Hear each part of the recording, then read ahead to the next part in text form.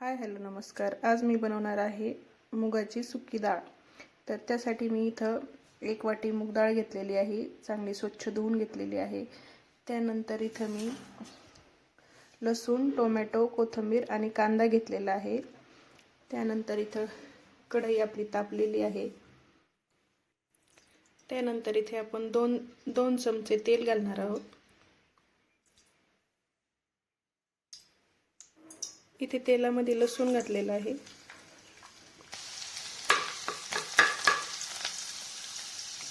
त्यानंतर कांदा घालायचा आहे। कांदा परतून घ्यायचा। त्यानंतर इथे टोमॅटो घालून घ्यायचं, चांगलं त्याला परतून घ्यायचं।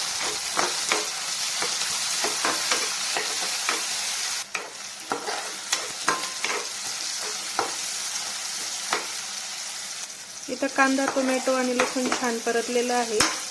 यामध्ये मी 1-2 चमचे अंबारी घालणार आहे।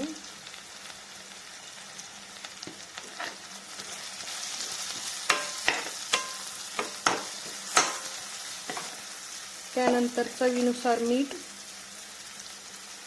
आणि कोथिंबीर घालून घ्यायची।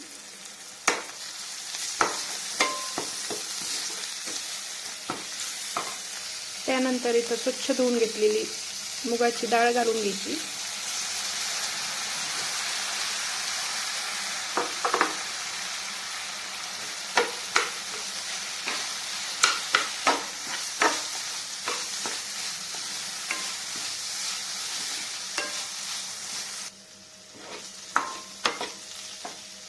त्यानंतर यामध्ये पाणी घालून घ्यायचं। पाणी एकदम थोडं घालायचं, जास्त गाळ करायची नाही आपल्याला डाळ, थोडीशी घालायचं डाळीमध्ये। त्यानंतर 10-15 मिनिटांची झाकण ठेवून घ्यायचं। अशा प्रकारे आपली इथं मूग डाळ बनवून झालेली आहे। तर कशी वाटली आजची रेसिपी नक्की कमेंटमध्ये सांगा आणि माझ्या चॅनलला लाईक आणि सबस्क्राईब करा।